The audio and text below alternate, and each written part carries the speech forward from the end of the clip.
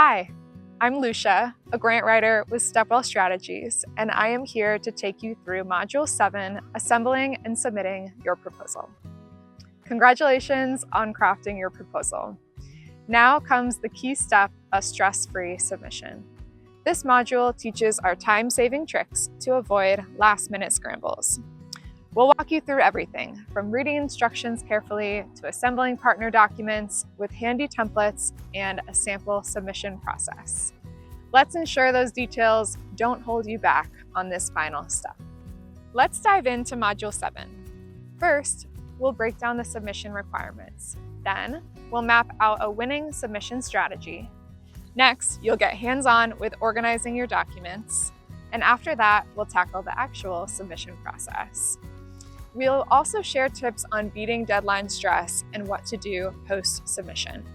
Finally, be sure to celebrate your hard work. All right, let's start by reviewing the submission requirements. Refer back to the Request for Applications, or RFA, for specific instructions. These are usually at the bottom of the guidelines. Look for details like required paperwork and documentation and supplemental materials, line spacing, word counts, font, and page limits. I will show you a few examples of different grant submission requirements. So if we jump into this Community Food Project RFA, it's a competitive grant with the NIFA Department National Institute of Food and Ag, and we'll scroll to the table of contents, and here we'll identify application and submission. That's going to be the section where you'll find these requirements. It starts with a grants.gov overview of where to find additional support, steps to get the application materials. And then here it starts to go through each part of the application, and you'll see it links to an additional guide. You'll want to click on that guide, make sure that you understand the instructions for each application component, and then it'll show you each field in the grants.gov portal where you'll attach information for the grant application. So field 8, project narrative. Scroll down here, field 12 is where you attach other components, and this will vary for each grant. So you'll just want to make sure to read this carefully and really understand where each component goes, how it gets uploaded, and any specific instructions with that. Another example is the Local Food Promotion Program. If we scroll down, table of contents, we will find, and I'll zoom in for you, application submission information. Click that, and it jumps to an overview of it starts off with the SF424 form, which is a form in grants.gov, and it actually gives you specific instructions for each question number in that. So if this is the case for an RFA you're working on, definitely pay attention to each one of these. You'll know, okay, is something not required or not applicable? You can skip that, etc. And then scrolling down, again, it shows you instructions for the budget information, what to enter in for each of these components on grants.gov. And then down here, each of the project components and what they need to include. Any page number considerations will probably be listed here. So like this grant has a implementation version, and it also has a turnkey version, and then it links the forms for each one of those here, and then discusses page limit, that it needs to be in a PDF fillable form. So those are linked here, and then you'd open that up and fill out in the Adobe PDF. They also talk about other supplemental materials, including verification of matching funds, what needs to go into that, letters of commitment requirements, evidence of critical infrastructure, and where these need to get submitted. So attach these in number 15 on SF424. So again, it'll vary for each different grant application you're working on. So always check the RFA for required information. Heads up for federal grants. Before submitting anything, you'll need a unique entity identifier or UEI number from SAM.gov. We covered that in Module 1, where we walked you through the entire registration process. Federal grants get submitted through grants.gov. However, specific steps may vary depending on the grant program itself. So here's the key. At least 3 weeks before the deadline, double check your SAM.gov registration, making sure it's renewed, accurate, and up to date. Once that's squared away, you're ready to tackle the submission process. The submission process includes creating a workspace in grants.gov, finalizing and organizing documents in a shared team project folder, filling out forms in grants.gov once you have all the information finalized, attaching required PDFs, and then reviewing and submitting your proposal. A well-structured application timeline and submission plan is your roadmap to successfully submitting your proposal. You'll want to break it down into manageable tasks, assign responsibilities, set realistic deadlines, and use project management tools to stay organized so you are ready to roll in the final week. Let's jump into the Very Good Farm project folder to see how we've organized ourselves for a smooth proposal submission. In this activity, we will walk you through how to organize different application components and look at an example timeline for submitting a proposal. First things first, Thistle and Thorn have organized all their documents into this shared Google Drive folder. It's important to have a well-structured folder so you can find documents that you're working on collaboratively, and doing it online in a cloud-based system allows you to edit in real time with collaborators, your other team members working on the application, so that it's updated and you're not emailing back documents back and forth. As you can see, the folders are grouped by similar items. So we have final attachments, which we'll talk about.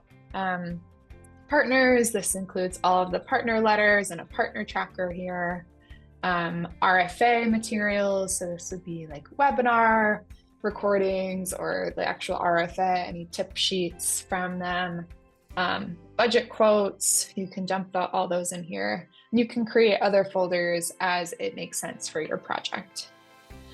Now let's jump into the application checklist and timeline tool. And this is a application timeline that Thistle and Thorn have made. I'm going to zoom in a little bit so that they stay on track with what they need to get done. This is something that Thistle created in the first week of after their intro meeting, deciding that they're going to go for it and do the grant. Thistle made this very detailed outline. And here to note, you have deadlines for drafting things as well as deadlines for reviewing project components, who's going to be the lead on this, who might be supporting, and then status. So you can say not started, in progress, in review, and complete, or NA. Over here, there's some notes that you can write based on specific RFA requirements, or maybe something you're kind of still figuring out with that item that you want to make sure to track. And then as we get down to the bottom, you can see right now they're kind of still figuring out their materials. Some final things are in review and other ones are complete. Now this submission checklist tab has each submission component listed here. And again, this is going to vary based on the specific grant that you're working on. So you'll want to line this up with what's in the RFA exactly and what's in grants.gov in terms of what to complete. But this is just a way to track, okay, has this been uploaded? It's completely done and it's in grants.gov, or is it still in the draft stage or getting reviewed? And then you can link to each document over here so that when you're reviewing or editing it, you can jump to that document and make edits.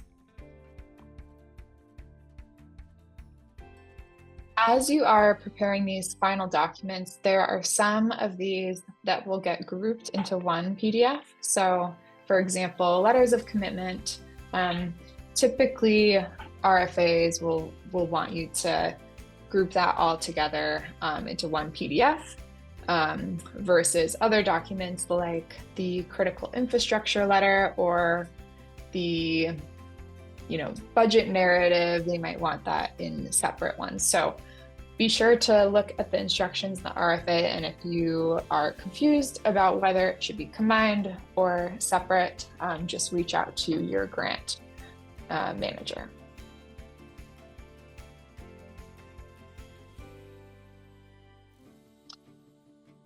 In terms of prepping these documents, we suggest drafting in a Google Doc or other online shared document first, and then you'd either convert that directly to a PDF, or if the application requires a fillable PDF, then you would copy and paste information into there.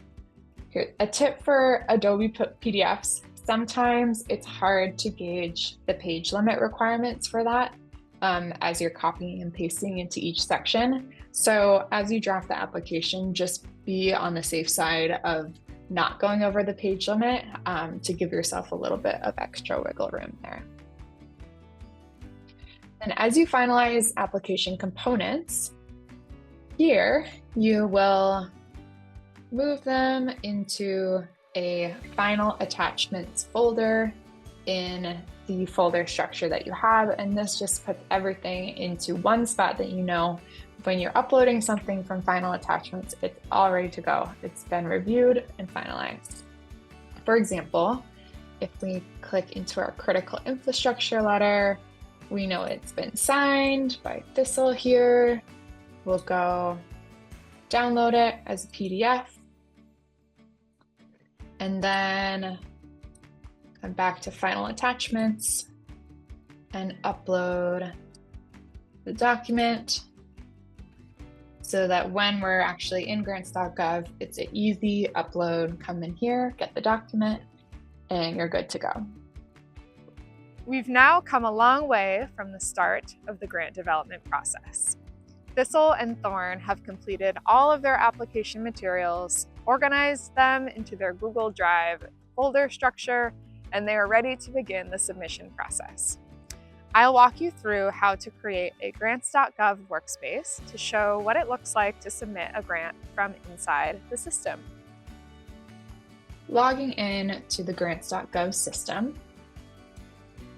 So there you go. Sometimes grants.gov takes a little bit of time. You have to be patient with it. You'll sign in with your info. Mine's preloaded. So this is kind of your applicant center main page that you'll see when you log in. And then you can go to applicants and apply now. And you'll get to this page, apply now using Workspace. If you have your RFA pulled up and you can just easily pull the funding opportunity number, you can do that. Or you can go to search grants and search grants and then search keywords. So for this example, we're just going to use the Open Farm to School grant as an example. And you can search keywords. We'll click on this first one. And this is the opportunity number. So again, if you have that ready, you can just put that into the search field. Otherwise, you can go through this way, click apply, and then it jumps back to this page for you. The profile, if you're just applying from your own organization, most likely you'll have one profile. If you're a grant writer and work with multiple orgs, just make sure to click the correct one. And then this is your title. So just for the purpose of this example, very good farm title example, and then create workspace. All right, So this is the workspace from inside grants.gov system. This tab has each grant component form that you'll have to fill out. And then there's a view tab, and this is where you can review each of the components that you've included, attachments. Once you attach documents, they will show up here. And then you can see other people in the who are able to edit the workspace. And then this would show different activities of when things are, for example, workspace created. All right, let's come back to the form section. So to access these, you click into each one of them and then fill out the components. And again, refer back to the RFA because it'll walk you through the steps of how to fill out these if there are specific instructions there. Sometimes it'll ask you if you want to unlock this form. For this, I will just say, I'll just keep it unlocked, but you can lock it so that other people can't edit, and it's a way of controlling the editing on it. Once you have each of these forms completed and all of your documents uploaded, then these buttons will become available. So check application and then sign and submit. And to check the application, you click that button and then you can review each of your attachments, make sure everything looks good, and then submit. Most agencies enforce strict deadlines. To avoid potential technical difficulties, plan to submit the application a few days prior to the deadline.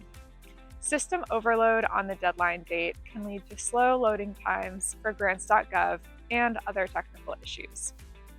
If you do encounter grants.gov being slow, just be patient and wait for the site to load. Do not restart the process, as restarting the process will set you back and become even more cumbersome. By staying detail-oriented and following instructions, you'll have a successful grant submission. Let's talk through some quick and easy things you can do to prevent deadline stress. You can avoid last-minute stress by setting internal deadlines for external documents and partner letters.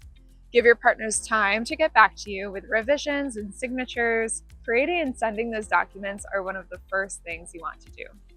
We cover this in Module 3. If you encounter questions on the application process or eligibility along the way, make sure to ask those to your grant program manager as soon as possible. They may not be able to help in the final weeks. As a reminder, give yourself a buffer by prepping all documents at least 2 days before the deadline and plan to submit at least 1 day in advance. I know it's tough to clear your schedule, but it's worth it to limit other responsibilities in the final week. This allows you to troubleshoot any last-minute issues. By following these tips, you can prevent stress and ensure a timely submission. Great job! Our farmers, Thistle and Thorn, have submitted the grant. After you submit a grant, it's important to have a record of your hard work. It's good practice to take a screenshot of your submitted grant on grants.gov. For federal grants, you'll also receive a few automated emails after submission from grants.gov. Download the confirmation email and save it to your files. In that email, you'll find your grant's tracking number. This is your unique grant application ID, so make sure to save it. If you realize after submitting your grant that you've missed a detail or a last-minute partner letter comes in, if you gave yourself extra time before the deadline, you can usually fix it unless the grant RFA notes that resubmission and corrections are not possible. To resubmit, you'll submit another application to the same funding opportunity.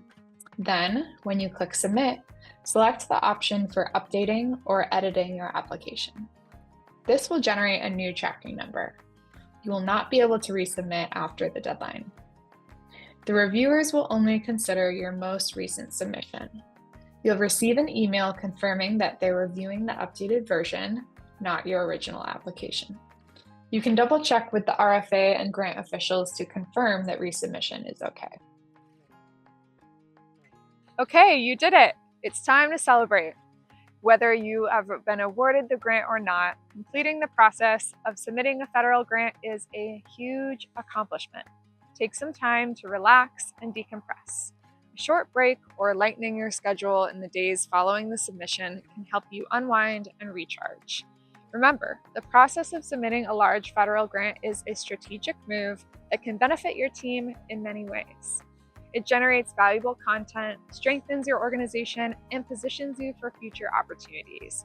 You've created a wealth of material that can be used for future business plans, other grant applications, strategic plans, investment pitches, and more.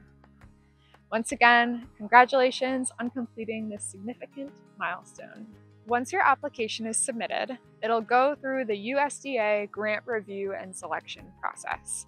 First, it's a quick eligibility check. Then, your application moves into a technical review where a panel of reviewers assess your project's feasibility, impact, and how it aligns with the program goals. If it scores highly in the technical review, it moves to the administrative review. This is where grant officers might ask for more information or clarifications. Often, reaching this stage is a good sign. If you are awarded, you'll receive a notification and the necessary paperwork. If denied, you might get feedback to help you improve future applications. Whether your application is funded or not, pay close attention to the feedback. It's a goldmine of information to improve future applications. If you don't get specific feedback, don't be afraid to reach out and ask the grant administrators for more insights. By understanding this process and utilizing feedback, you can increase your chances of future grant success. Today, we dove into the intricacies of grant submission. We began by looking at the specific requirements outlined in the Request for Applications, or RFA. To ensure a smooth submission process, we looked at how to make a comprehensive submission plan with roles and internal deadlines and explored effective organizational strategies for managing documents. We also familiarized ourselves with the grants.gov portal, understanding its functionalities and potential pitfalls. To mitigate stress and avoid last-minute hurdles, we discussed strategies for timely submission and proactive problem solving. To assist you in this journey, we have provided valuable resources, including a customizable submission checklist, application timeline, and a sample folder structure. These tools will help you stay organized and efficient throughout the grant lifecycle.